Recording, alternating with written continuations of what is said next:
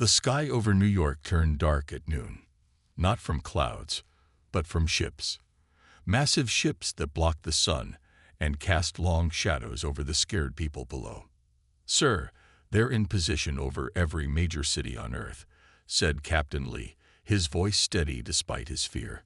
He stood in the United Nations Emergency Chamber, where world leaders had gathered within hours of the ship's arrival. President Han of the Global Defense Council looked at the screens showing the alien vessels. "How many?" 217, sir. Each one bigger than anything we've ever built. Earth in 2045 was not ready for this. Humans had just figured out how to travel faster than light, but had only gone as far as Mars. They had barely set up a small base on the moon. Now, aliens with ships that made Earth's best technology look like toys were here. "They're sending a message," said Captain Lee, looking at his tablet, in perfect English, and in every other language too. The message was simple. "We come in peace. We are the Galactic Empire. We wish to speak with your leaders." The UN Secretary-General stepped forward. "Tell them we will meet, but here, on our terms." Commander G walked into the United Nations with 4 guards. He looked almost human, except for his golden skin and eyes with no whites, just deep blue from edge to edge. He wore a uniform with symbols no human had ever seen. "We thank you for agreeing to meet," said J, his voice smooth and calm. "The Galactic Empire spans 10,000 worlds. We have watched Earth for some time, and now that you have discovered faster-than-light travel, it is time to welcome you into our family of planets." President Han, representing Earth's defense forces, spoke first. "We appreciate your welcome, but we must ask, why so many warships for a peaceful meeting?" Jai smiled. "Standard procedure. The Empire has found that a show of strength prevents misunderstandings." G touched a device on his wrist, and a hologram appeared, showing countless stars and planets. "The Empire has brought peace and progress to all these worlds for over 4,000 years. All species serve a 50-year integration period, providing resources and service to the Empire. After that, you become full citizens with all rights." The room grew quiet. "Service?" asked Han. "What kind of service?" "Labor, military duty, research, whatever your species excels at," Jai explained. "It is a small price for the benefits of imperial protection and technology." The Secretary-General leaned forward. "And if we choose not to join?" J's smile remained, but his eyes hardened. "That would be most unfortunate. No species has ever declined our generous offer." Han met G's gaze. "We will need time to discuss this with all Earth nations." "Of course," said Jai, standing. "You have 1 Earth week to begin integration procedures. The Emperor is most eager to welcome humanity." After Jai left, the room erupted in argument. "We can't fight those ships," shouted one leader. "We can't just surrender," yelled another. President Han raised his hand for quiet. "Dr. Sung, what do you make of the technology they showed us?" Dr. Sung, Earth's leading scientist in alien studies, stepped forward. "Their ships are advanced, but the hologram projector Jai left as a gift is giving me interesting readings. There might be weaknesses we can explore." Han nodded and turned to Admiral Kang, who had been quiet until now. "Kang, how quickly can we prepare our defenses?"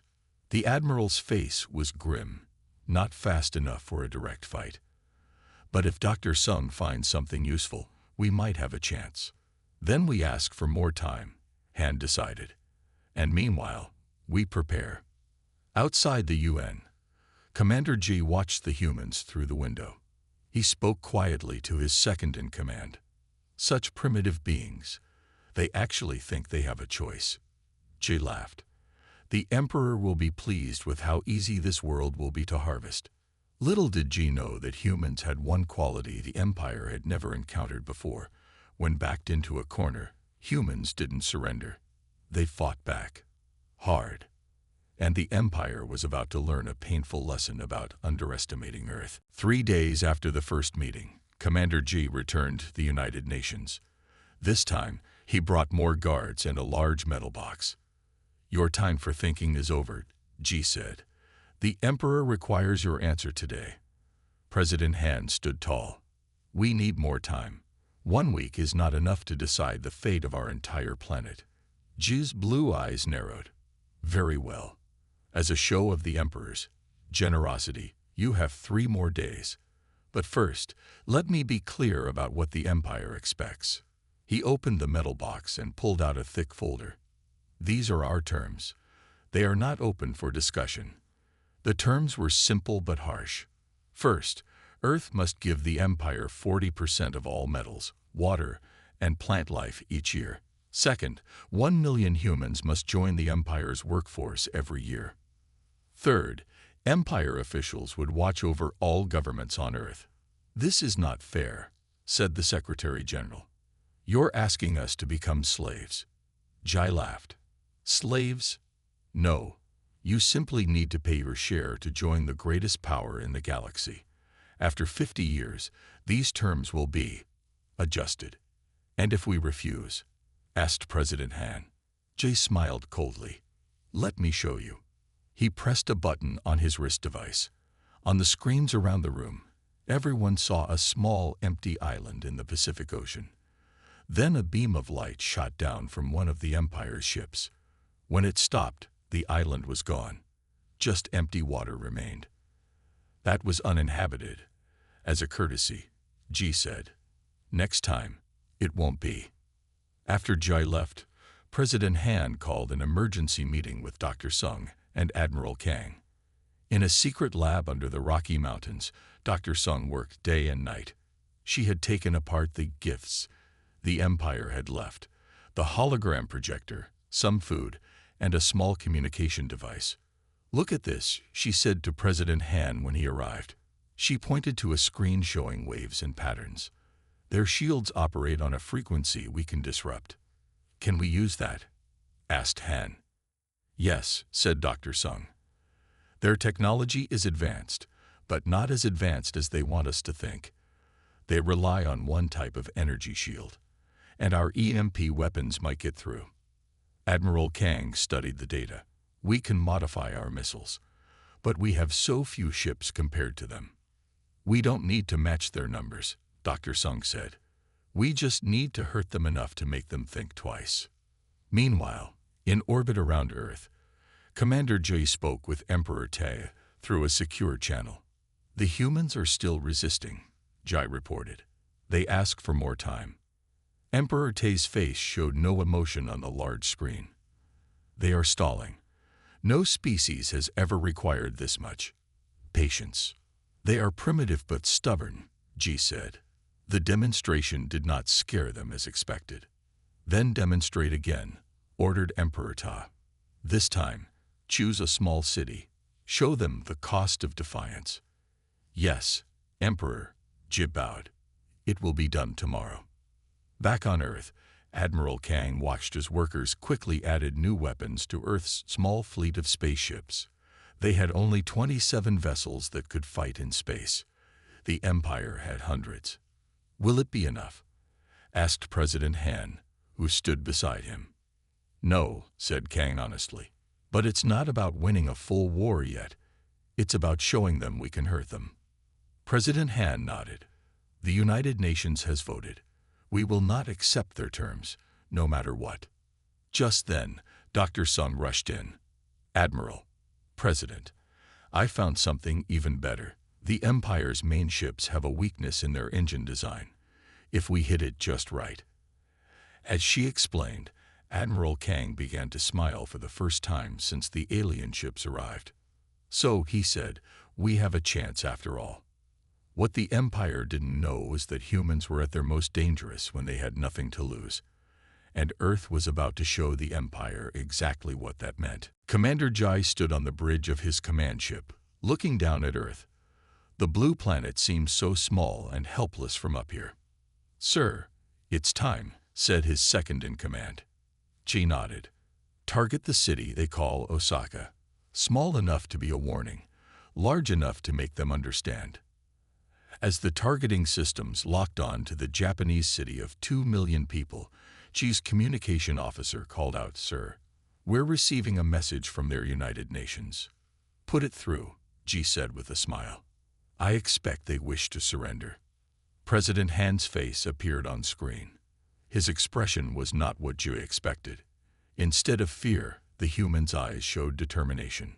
"Commander G," Han said firmly, "the nations of Earth have made their decision.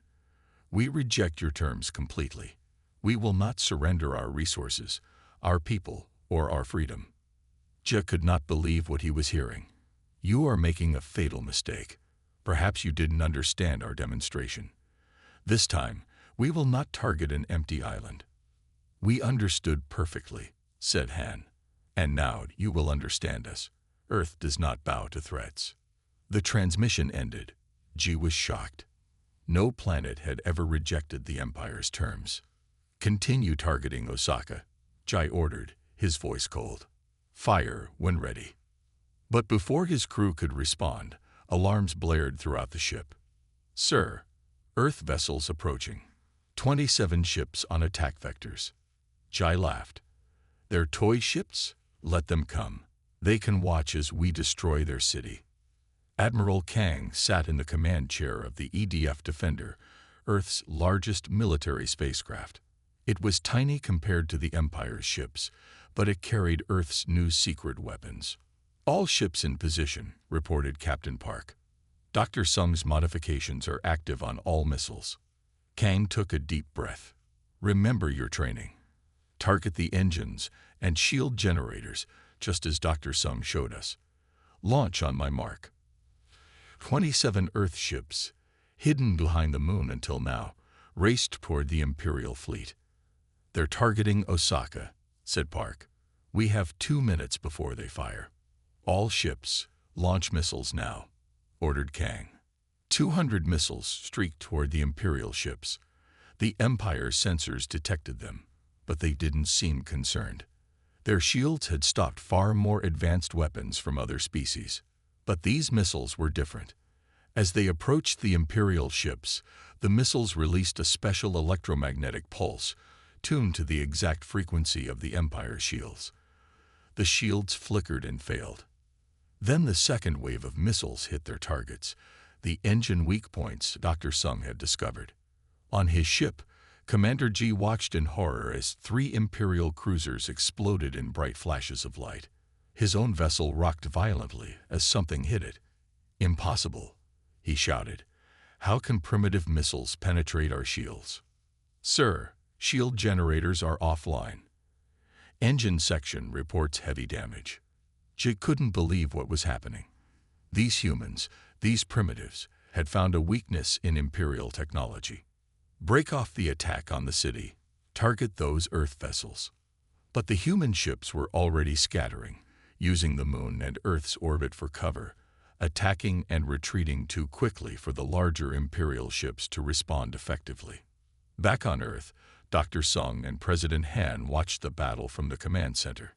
"It's working," Dr. Sung said, barely able to contain her excitement. "Their shields can't stop our pulses." Another Imperial ship exploded, bringing the total to 3 destroyed and 5 badly damaged. President Han turned to the communications officer. "Send our message to the Empire." On every frequency, in every language, Earth broadcast a simple message. "To the Galactic Empire, we will not serve. Leave our system or face consequences. This is your only warning." On his damaged flagship, Commander G received the human message with growing rage. How dare these primitives challenge the mighty Empire?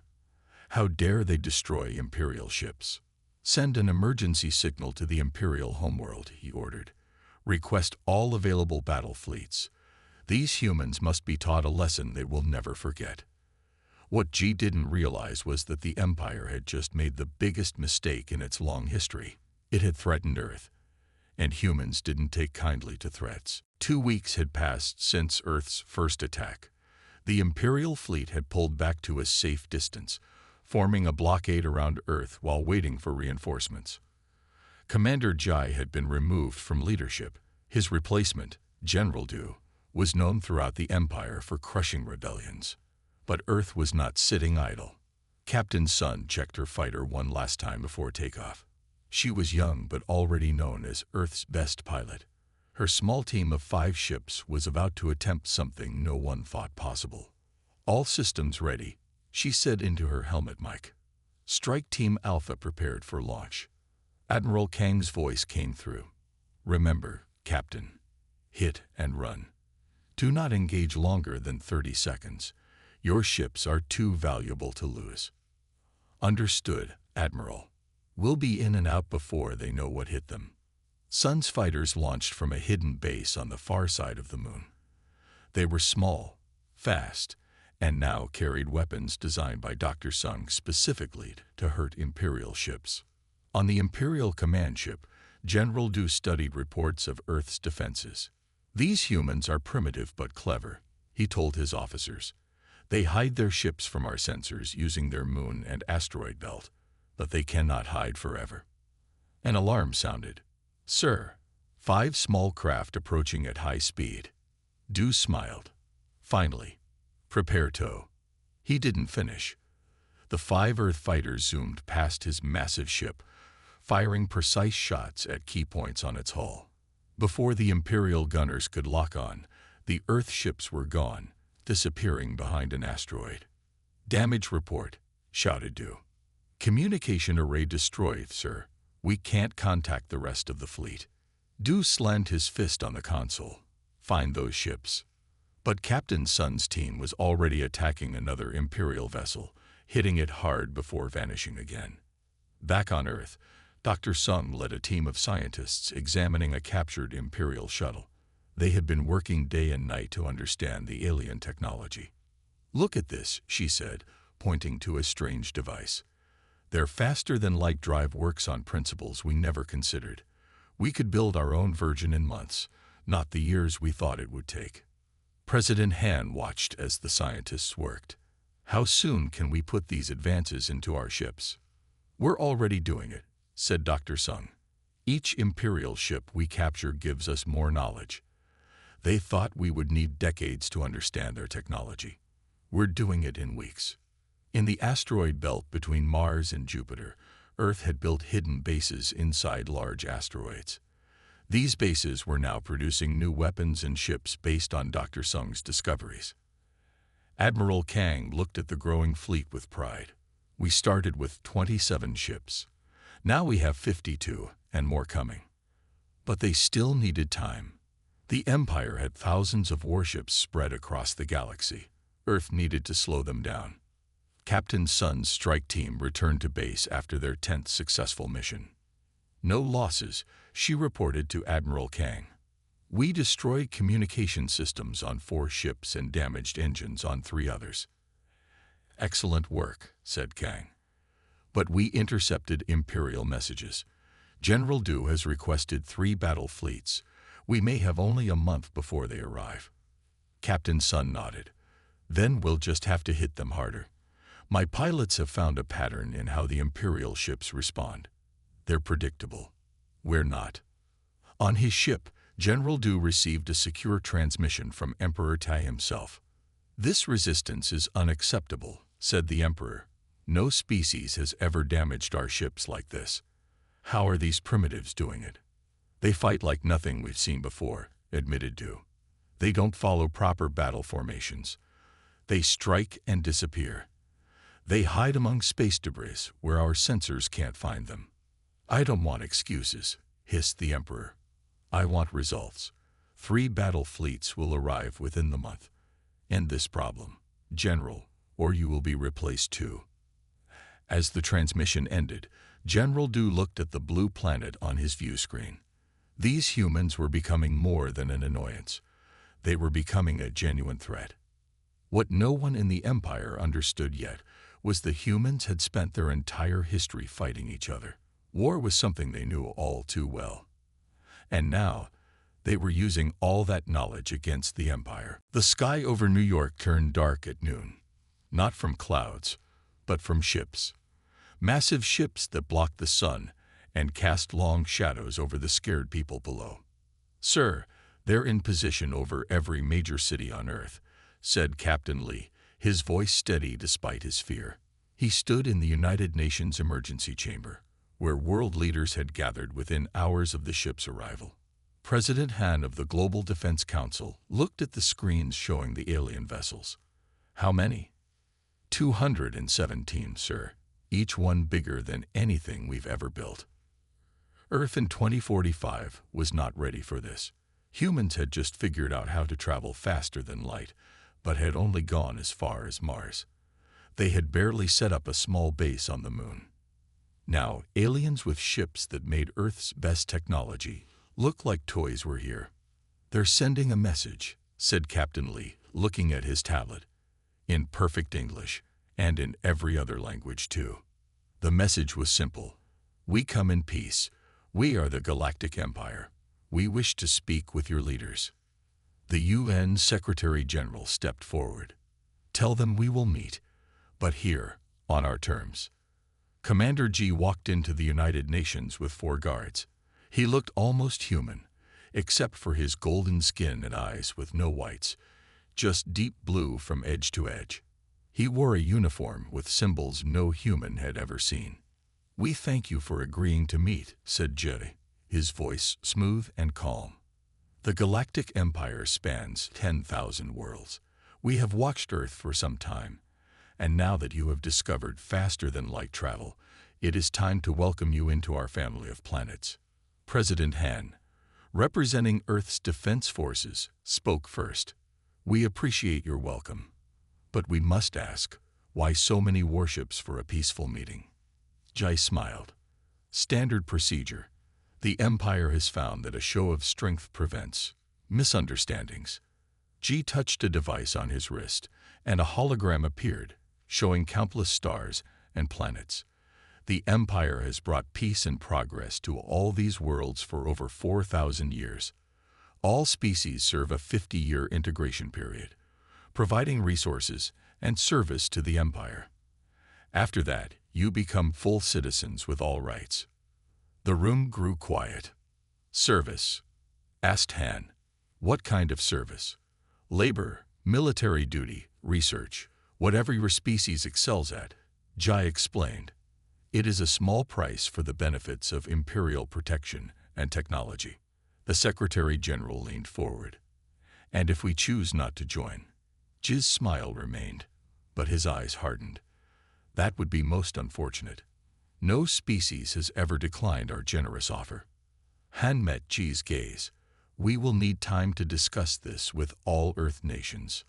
Of course, said Jai, standing. You have 1 Earth week to begin integration procedures. The Emperor is most eager to welcome humanity. After Jai left, the room erupted in argument. We can't fight those ships, shouted one leader. We can't just surrender, yelled another. President Han raised his hand for quiet. Dr. Sung, what do you make of the technology they showed us? Dr. Sung, Earth's leading scientist in alien studies, stepped forward. Their ships are advanced, but the hologram projector Jai left as a gift is giving me interesting readings. There might be weaknesses we can explore. Han nodded and turned to Admiral Kang, who had been quiet until now.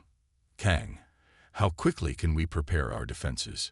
The Admiral's face was grim, not fast enough for a direct fight. But if Dr. Sung finds something useful, we might have a chance. Then we ask for more time, Han decided. And meanwhile, we prepare. Outside the UN, Commander G watched the humans through the window. He spoke quietly to his second-in-command. Such primitive beings. They actually think they have a choice. G laughed. The Emperor will be pleased with how easy this world will be to harvest. Little did G know that humans had one quality the Empire had never encountered before. When backed into a corner, humans didn't surrender. They fought back. Hard. And the Empire was about to learn a painful lesson about underestimating Earth. 1 month after capturing the Imperial Dreadnought, Earth was a different place. Scientists from every nation worked together on the alien ship, learning its secrets and building new technologies.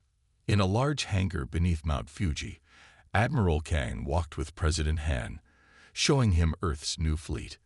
27 Imperial ships captured and repaired, said Kang with pride. Plus 50 more we've built using their designs. And look at this. He pointed to a massive ship in the center of the hangar. It was twice the size of any Imperial vessel. The EDF Vengeance, said Kang. Our first dreadnought, built with improvements Dr. Sung designed. It's faster and stronger than anything the Empire has. President Han nodded, impressed. And the special drive Dr. Sung mentioned. That's the best part, said Kang with a smile. Let me show you. In her laboratory, Dr. Sung stood before a holographic map of the galaxy. President Han and Admiral Kang watched as she explained her greatest discovery. The Imperial FTL drives are good, she said, but they don't use their full potential. They have safety limits built in. I removed those limits. She pointed to the map. The Empire thinks it takes 3 weeks to travel from Earth to their homeworld. With our modified drives, we can do it in 10 days. They won't expect us to reach their outer territories so quickly, said Admiral Kang. Exactly, said Dr. Sung. And there's more. The database Captain Sun captured shows something interesting. The Empire rules by fear, not loyalty. Many worlds they control would rebel if given the chance. President Han studied the map. So we won't just defend Earth. We'll take the fight to them. Yes, said Kang, and we'll free other worlds along the way. 2 days later, Earth launched its first offensive mission.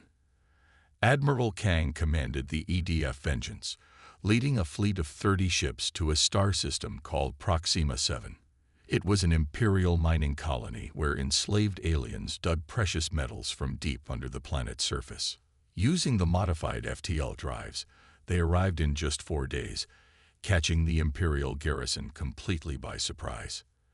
They only have 5 patrol ships, reported Captain Sun, who now led all fighter operations. They don't even have their shields up. Admiral Kang gave the order, disable their ships. No destruction unless necessary. We want to free these people, not frighten them. Earth's fleet moved with perfect coordination. In less than an hour, the Imperial ships were disabled, and the garrison surrendered. On the planet's surface, Admiral Kang met with the leaders of the enslaved Proxians. They were tall, 4-armed beings with gray skin. We thought no one could stand against the Empire, said their leader, in a voice translated by devices from the Imperial database. They told us Earth had been destroyed. The Empire lies, said Kang. We not only survived, we've come to free you. Join us, and together we can end their tyranny. The Proxians agreed eagerly. For the first time in 300 years, they were free. Over the next 2 months, Earth forces liberated 12 more worlds, each time gaining more allies, ships, and resources. News of the successful rebellion spread through Imperial communication channels, inspiring uprisings on dozens of planets. Emperor Ta watched these developments with growing rage. In his throne room on the Imperial homeworld, he smashed a holographic display showing another lost territory. How is this possible? He demanded. How can one primitive planet cause so much damage? His new military commander, Admiral Yun, bowed low. They are using our own technology against us, Emperor, and they've modified it in ways our engineers thought impossible. These humans were supposed to be an easy conquest, Ta hissed. Now they've become the greatest threat the Empire has faced in 4,000 years. What are your orders, Emperor? Asked Yun. Ta's eyes narrowed. Recall every ship from every corner of the galaxy. I want all our forces to focus on one goal, the complete destruction of Earth and every human in existence. What Emperor Ta didn't realize was that his order would have the opposite effect. As Imperial ships abandoned their posts across the galaxy to focus on Earth, hundreds more planets rose up in rebellion, seeing their chance for freedom. The Empire was beginning to crumble, and humanity was leading the charge. Earth ships arrived at the gas giant planet Sarita, following encrypted messages they had received after freeing the 12th world from Imperial control. Admiral Kang stood on the bridge of the EDF Vengeance as they approached a hidden base inside one of the planet's floating cloud cities. "Are you sure this isn't a trap?" asked Captain Sun, who stood beside him. "No," said Kang honestly. "But the message mentioned the Resistance. If there really is an organized group fighting the Empire, we need to meet them." As they docked with the Cloud City, sensors showed hundreds of ships hiding among the gas clouds. Ships of different designs from dozens of alien species. "There are more rebels than we thought," said Sun with surprise. A delegation of aliens waited for them in a large meeting hall. At their head stood a tall, slender being with silver skin and 4 eyes. He introduced himself as Ju, leader of the Sirathi people and commander of the Resistance. "For centuries, we have fought the Empire in secret," said Ju. "Small attacks, quiet rebellions, nothing that could truly hurt them. Until you came." Kang bowed in respect. "Earth only wanted to be left alone. The Empire forced this war upon us." Ju nodded, as they did to all of us. The Sirathi were the third species the Empire conquered, over 3,000 years ago. We have waited a very long time for someone who could truly challenge them. In a secure room, Ju showed Kang and Sun the true size of the Resistance. Representatives from over 50 alien species had gathered. Some had been fighting the Empire for thousands of years. Others had joined only after hearing about Earth's successes. "We have ships and fighters," said Ju. "What we lack is the technology you've developed. Your modified drives, your new weapons. With these, we could unite our forces into a real alliance. And with your numbers, we could take the fight directly to the Imperial homeworld," said Kang. Ju's 4 eyes blinked in surprise. "That would be unthinkable. No one has dared attack the homeworld in the Empire's entire history." "Then it's time someone did," said Sun, "and they won't expect it." Over the next week, Earth shared its technological advances with the Resistance. Dr. Sung arrived with a team of scientists to help upgrade the alien ships with the faster drives and better weapons. In return, the Resistance shared its deep knowledge of Imperial worlds, defense systems, and weak points. Together, they formed the Alliance, with Earth and the Sirathi as its leaders. "We have over 2,000 ships now," Kang told President Han during a secure transmission. "With the Alliance, we can strike multiple Imperial strongholds at once." "Do it," said Han. "Show the galaxy that the Empire isn't invincible." The Alliance launched coordinated attacks on 20 Imperial worlds simultaneously. With their faster ships and surprise tactics, they liberated all 20 within days. On planet after planet, enslaved species rose up to join the Alliance when they saw Imperial forces retreating. Each victory made the Alliance stronger and the Empire weaker. On the Imperial homeworld, Emperor Te received the news of these defeats with cold fury. 20 worlds lost in a single week," reported Admiral Yun, his voice trembling. "And our forces can't respond fast enough. Somehow, they're moving through space faster than we can." "These humans," hissed Ta. "What makes them so different, so dangerous?" "They adapt, Emperor," said Yun. "They take our technology and improve it in ways we never considered. And now they've united the resistance groups we fought for centuries." Ta stood from his throne, his face dark with rage. "I've had enough of reports and excuses. Prepare my personal battle fleet. I will lead our forces myself." Yun looked shocked. "You would leave the homeworld, Emperor? That hasn't happened in 2,000 years. "These humans have forced my hand," said Ta. "This is no longer about conquering one primitive planet. This is about the survival of the Empire itself."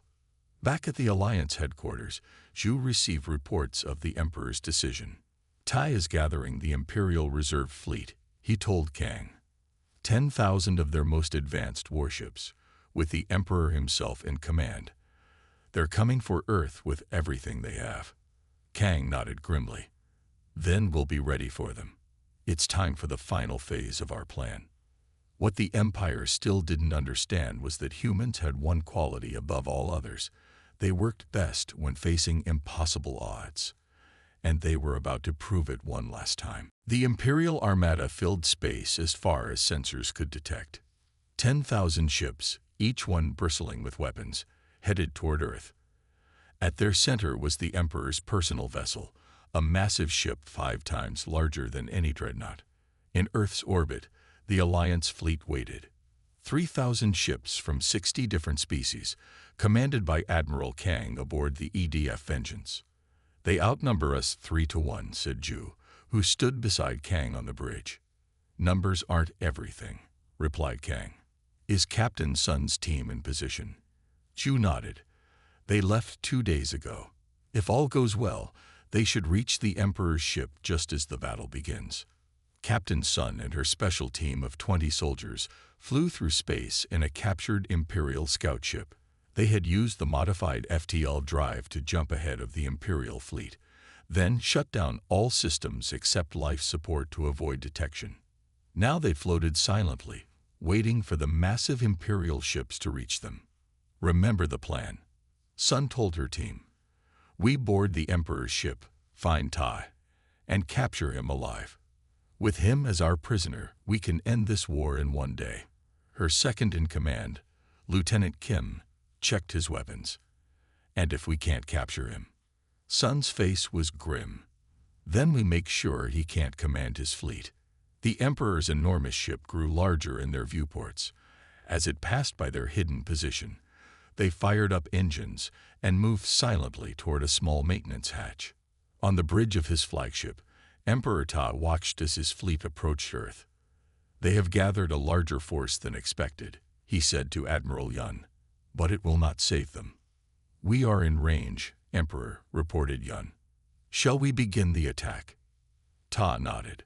"Destroy their fleet first, then we will burn their planet to ash." As the Imperial fleet prepared to fire, something unexpected happened. Hundreds of small objects shot out from the Alliance ships, speeding toward the Imperial vessels. "What are those?" demanded Ta. Before anyone could answer, the objects activated. They were Dr. Sung's newest invention, gravity well generators. When they attached to Imperial ships, they created small but powerful distortions in space that disabled the ship's FTL drives. "They're trying to trap us here," realized Yun.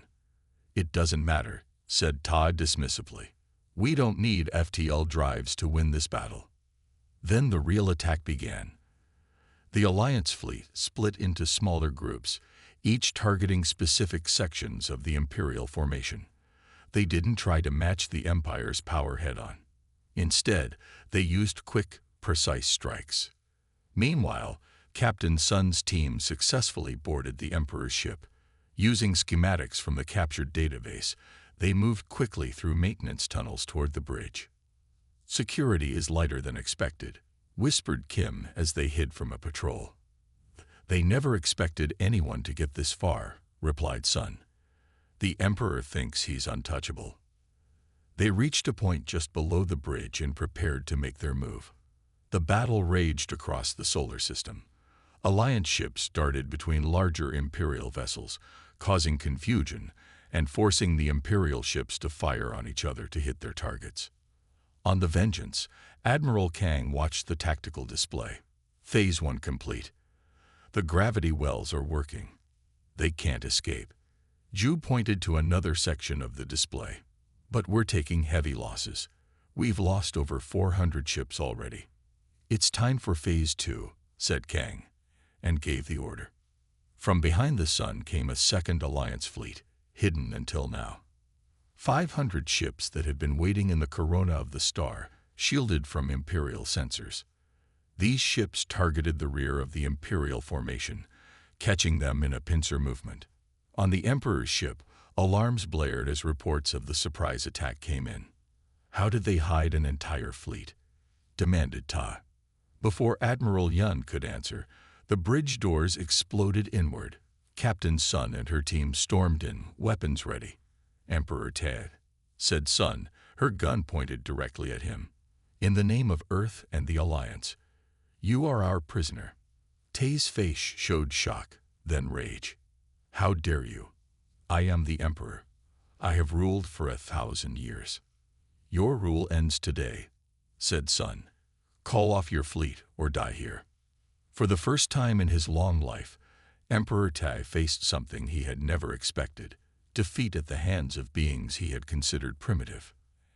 And as Alliance ships continued to destroy his fleet outside, Tai realized he had made the greatest mistake in Imperial history. He had underestimated humanity. 3 months after the final battle, representatives from over 200 formerly enslaved species gathered on Earth. They met in a new building constructed especially for this historic event, the Galactic Council Chamber in New Geneva.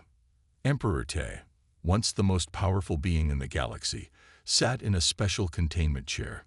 He was not harmed, but he could not escape. He watched with cold anger as his empire crumbled before his eyes. President Han opened the first meeting of the Galactic Council.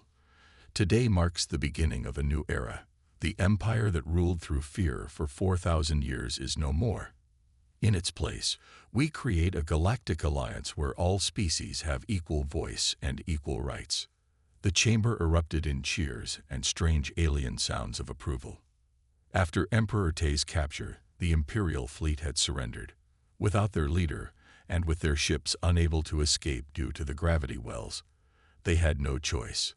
Some Imperial worlds had tried to continue fighting, but most had simply joined the alliance as soon as news of Ta's capture spread. The empire, built on fear rather than loyalty, fell apart quickly. Dr. Sung now led a group of scientists from 50 different species. Together, they worked to improve technology for everyone, not just the ruling class. The empire kept many advances secret. She explained to a group of alien scientists. They gave each species only the knowledge they needed for their assigned tasks. Now we will share all knowledge freely. The aliens, some with tentacles, some with many eyes, some made of crystal or living metal, all nodded in agreement. Science would unite them as much as their shared freedom. Admiral Kang stood on an observation deck of the Earth Space Station Unity, watching ships from dozens of worlds arrive for the first full Galactic Council meeting. Beside him stood a surprising figure, former Commander G, who had been the first Imperial officer to contact Earth. After the war, Jai had helped the Alliance identify Imperial loyalists and ease the transition to the new government. I still can't believe it, said G, looking out at the gathered fleet of peaceful vessels. When I first came to Earth, I thought your species would be conquered within days, like all the others. Kang smiled. That was your first mistake. Humans don't like being told what to do. I've been studying your history, said Jai. Your people spent thousands of years fighting each other. All those wars, all that suffering. It made you stronger than any species the Empire ever encountered. Not stronger, corrected Kang. Just more stubborn. We learned to never give up, no matter the odds. In the council chamber, the representatives voted on the new galactic constitution. Every species, no matter how small or new to space travel, had an equal vote. No more imperial decrees, no more forced labor, no more conquered worlds. Captain Sun, now General Sun, led the new Galactic Defense Force. It would protect all Alliance worlds equally. Our job is not to conquer, she told her mixed species officers. Our job is to defend, to make sure nothing like the Empire ever rises again. As the day ended, President Han and Ju of the Serathi stood on a balcony overlooking Earth's blue oceans. Your world is beautiful, said Ju.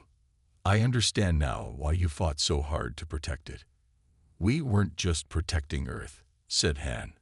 We were fighting for something the Empire never understood. Freedom. The right of every being to choose their own path. The Emperor still doesn't understand, said Ju. He keeps saying that the natural order is for the strong to rule the weak. Han smiled. Then he missed the most important lesson.